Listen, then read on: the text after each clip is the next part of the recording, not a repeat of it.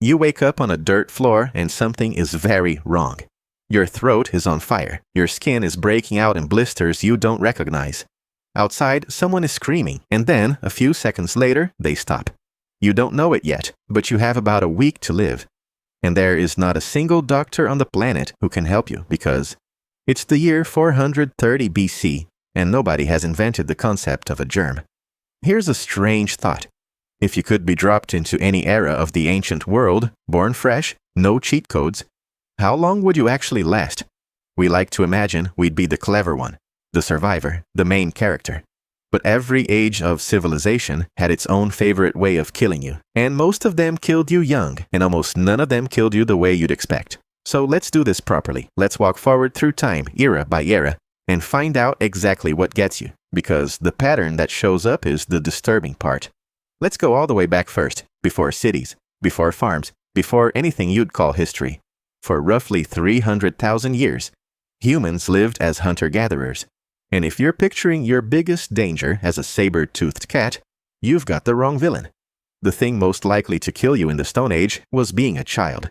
Anthropologists Anthony Volk and Andrew Atkinson pulled together mortality data across foraging societies. And the numbers are brutal. Roughly 27% of infants died before their first birthday. And close to half, around 47%, didn't make it to age 15. Sit with that, it's a coin flip whether you see puberty. These figures come mostly from modern hunter-gatherer groups used as a stand-in for the deep past, so treat them as the best estimate, rather than a headcount. But every source points the same grim direction. And yes, sometimes it was the cat. In 1924, an anatomist named Raymond Dart was handed a fossil skull from a place called Taung. In South Africa, it belonged to a small child, an early human ancestor. And punched through the skull were two neat holes, spaced exactly like the talons of a large bird of prey or the fangs of a leopard. Scientists still argue about which predator did it. Nobody argues about what the child was. Lunch. For most of our story, we weren't the top of the food chain. We were on the menu, so you survive all that. You beat the coin flip, you dodge the leopard, you grow up. And then, about 12,000 years ago, humanity discovers the thing that's supposed to fix everything. Farming, except farming has a nasty surprise waiting. Here's what they don't tell you about the invention of agriculture. It made us sicker. When archaeologists dig up the skeletons of the first farmers and lay them next to the hunter-gatherers who came before, the farmers lose in almost every category. They're shorter. Their bones show more disease. And their teeth, packed with cavities from a new diet of soft, sugary grain, are a horror show. You traded a varied wild diet for a bowl of the same porridge every single day. And your mouth paid the bill if you've ever put off a dentist appointment. Imagine one that never existed for 1,000 years. But the porridge isn't what kills you. What kills you is your new neighbors. And I don't mean the humans. Farming meant staying in one place. And staying in one place meant living packed together in your own filth, next to animals for the first time in history. Cows, pigs, chickens. All breathing on you, all sharing their germs. Measles, smallpox, influenza. These are gifts from livestock. We invented the settlement, and the settlement invented the epidemic.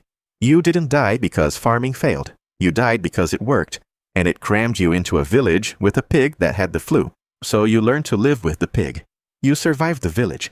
Civilization keeps scaling up, and the water gets more organized. Canals, irrigation, the whole miracle of the ancient river empires.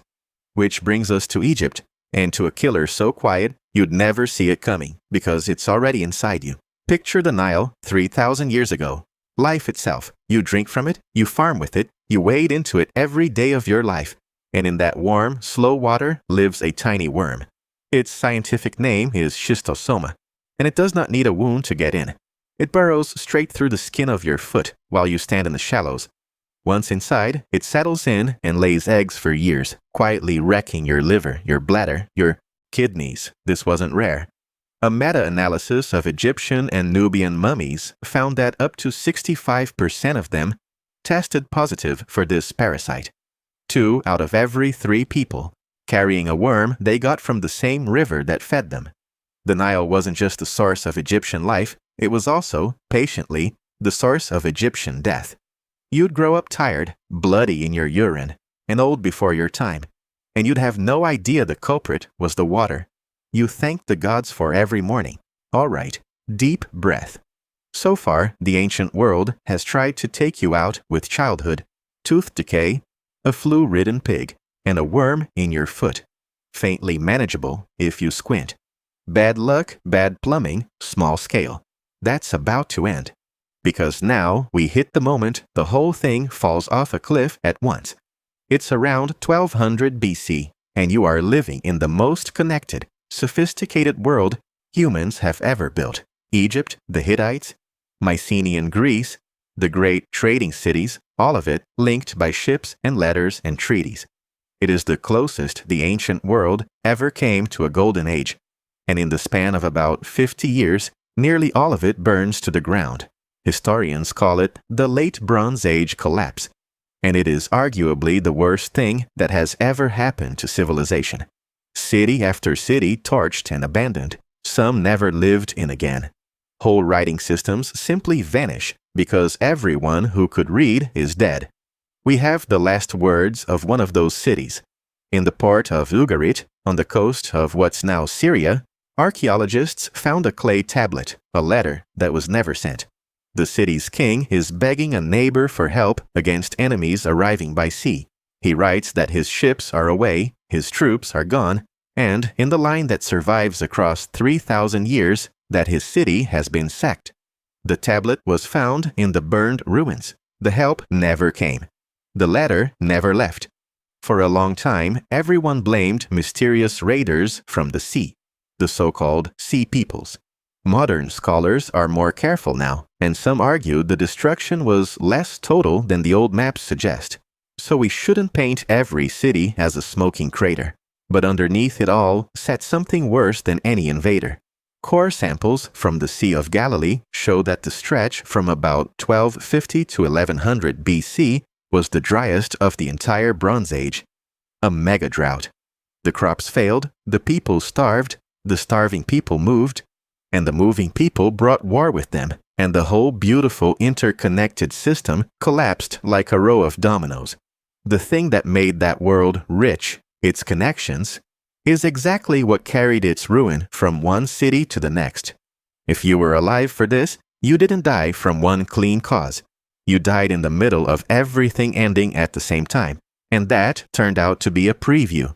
Because a few centuries later, civilization rebuilds, and it invents an even more efficient way to die together. It's called the city at scale, and its killer has a name we still use: the plague.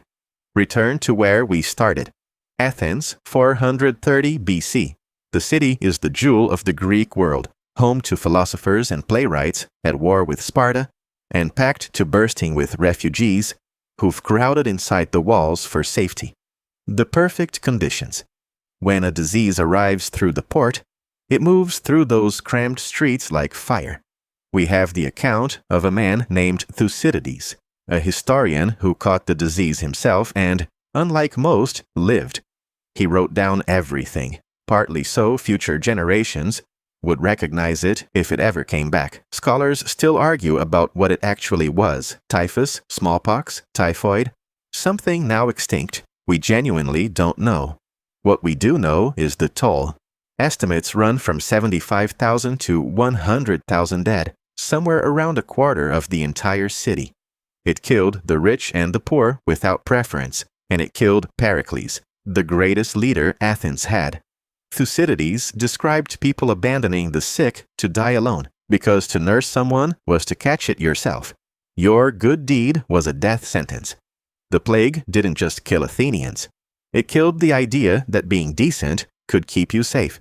And if you think a bigger, smarter empire would fix this, I have some bad news about Rome. Rome was the most advanced civilization the West had ever seen. Roads, aqueducts, plumbing, a network stretching across 3 continents. And in 165 AD, soldiers came home from a campaign in the East carrying something in their lungs. What followed is called the Antonine Plague, and the physician who documented it was Galen, the most famous doctor in the ancient world, which is how it got its other name, the Plague of Galen. The likely culprit was smallpox, though even that isn't certain. It spread down every one of those magnificent Roman roads, through every busy port, into every crowded city, killing an estimated 5 million people. roughly a tenth of the entire empire. At its peak in Rome, thousands died in a single day. Everything that made Rome powerful, the roads, the trade, the sheer connectedness of it, became the plague's personal delivery network. Rome built the finest infrastructure in the ancient world and then used it to ship a virus to everyone it had. You've probably noticed the pattern by now because it's been quietly repeating this whole time. Look back at the whole journey. Farming was supposed to give you a stable food supply, and it gave you epidemics. The Nile was supposed to give you life, and it gave you a worm. Trade and connection were supposed to make you rich and safe, and they carried drought refugees and plagues from one end of the world to the other. In almost every era, the thing most likely to kill you was the exact same thing that was supposed to save you. Progress didn't remove the danger, it just kept upgrading it into something bigger, which brings us finally to you, right now. Reading this on a device connected to the entire planet, in a world where your food is stored, your water is clean, your childhood is survivable, and a leopard has approximately zero chance of eating you at your desk.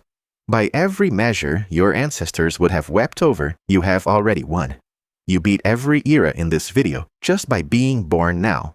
So the only real question left is the one they never got to ask.